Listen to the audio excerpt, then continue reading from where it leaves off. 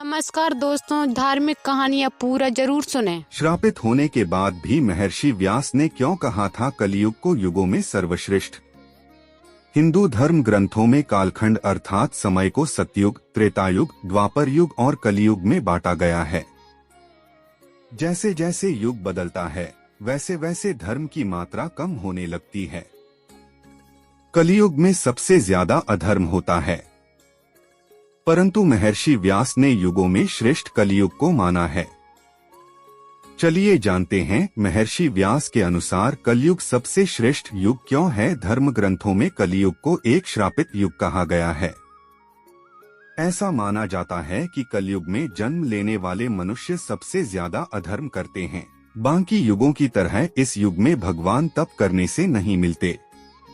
कलयुग में धर्म अपने एक पैर पर खड़ा होता है। कहा जाता है कि कलियुग जब अपने चरम पर होगा मनुष्य धर्म का सम्मान करना छोड़ देंगे। कलिपुरुष नाम का राक्षस मनुष्यों को अपने वश में कर लेगा। फिर भी विष्णु पुराण में महर्षि व्यास ने कलियुग को चारों युगों में सबसे उत्तम बताया है। आइए इसका क्या कारण है विस्तार से जानते हैं। विष्णु पुराण की कथा। विष्णु पुराण के छठे अंश में वर्णित कथा के अनुसार एक दिन महर्षि व्यास गंगा नदी में स्नान कर रहे थे। तभी कुछ ऋषि और मुनि वहां पहुंचे। उन्होंने देखा कि व्यास जी नदी में डुबकी लगाकर ध्यान कर रहे हैं। ये देखकर सभी ऋषि मुनिगण वही एक वृक्ष के नीचे बैठ गए। फिर कुछ समय बाद जब महर्षि व्यास ध्यान से उठकर खड़े हुए तो कहने लगे, युगों में कलयुग, वर्णों में शूद्र और इंसानों में स्त्री श्रेष्ठ है। ऐसा कहकर उन्होंने जल में फिर से एक गोता लगाया। फिर कुछ समय बाद जल से बाहर निकलकर बोले, शूद्र तुम श्रेष्ठ हो। फिर जल में गोता लगाया और बाहर आकर बोले, स्त्रियां ही साधु हैं। इस लोक में स्त्रियों से ज्यादा धन्य कोई नहीं है। गंगा तट पर बैठे ऋषियों ने जब यह सुना तो उन सभी को बड़ा ही आश्चर्य हुआ। वे सभी आपस में बात करने लगे कि उन्होंने अब तक तो सुना था कि युगों में कलियुग सबसे श्रापित युग है, जातियों में ब्राह्मण श्रेष्ठ है। फिर महर्षि व्यास ऐसा क्यों कह रहे हैं। तब उनमें से एक ऋषि ने कहा कि इस प्रश्न का उत्तर केवल व्यास जी ही दे सकते हैं। ऋषियों के सवाल। फिर कुछ देर के बाद स्नान करने के बाद महर्षि व्यास उन सभी ऋषि मुनियों के पास पहुँचे। व्यास जी ने उन सभी से यहाँ आने का कारण पूछा। ऋषियों ने कहा, हे महर्षि, हम लोग तो आपके पास कुछ प्रश्नों का उत्तर खोजने आए थे, किंतु इस समय उन बातों को जाने दीजिए। हमें आप कृपया कर यह बताइए कि युगों में कलयुग, जातियों में शूद्र और इंसानों में स्त्रियां कैसे श्रेष्ठ हैं। आप जैसे महर्षि कुछ भी व्यर्थ नहीं कहते।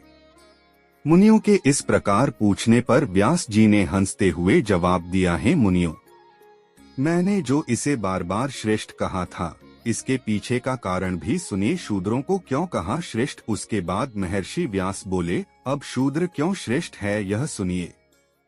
अन्य जातियों को पहले ब्रह्मचर्य व्रत का पालन करते हुए वेदाध्ययन करना पड़ता है। फिर स्वधर्माचरण से उपार्जित धन के द्वारा विधि पूर्वक यज्ञ करने पड़ते हैं। इसमें भी व्यर्थ वार्तालाप, व्यर्थ भोजन और व्यर्थ यज्ञ उनके पतन के कारण होते हैं। इसलिए उन्हें सदा संयमी रहना आवश्यक है। सभी कर्मों में अनुचित करने से उन्हें दोष लगता है।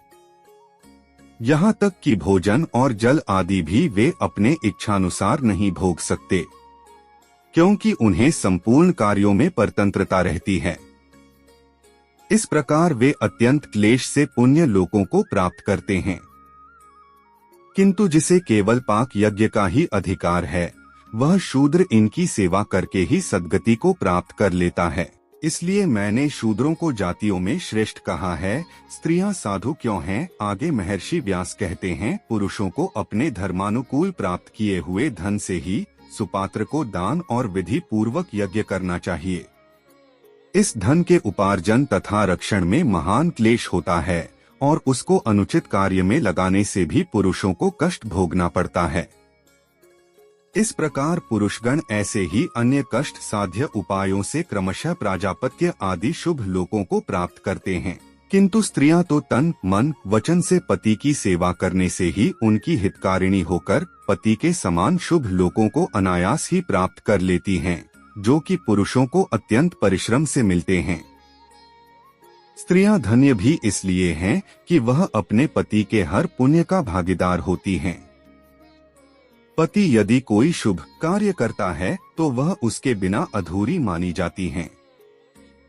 इसीलिए मैंने यह कहा था कि स्त्रियां साधु हैं। कलयुग क्यों है सर्वश्रेष्ठ युग? महर्षि व्यास ने कहा है, ऋषिगण, जो फल सतयुग में 10 वर्ष तपस्या, ब्रह्मचर्य और जप आदि करने से मिलता है, उसे मनुष्य त्रेतायुग में 1 वर्ष, द्वापर युग में 1 मास और कलयुग में केवल 1 दिन रात में प्राप्त कर लेता है।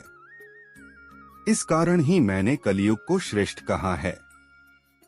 जो फल सतयुग में ध्यान, त्रेता में यज्ञ और द्वापर में देवार्चन करने से प्राप्त होता है, वही कलयुग में भगवान श्री कृष्ण का नाम कीर्तन करने से मिल जाता है।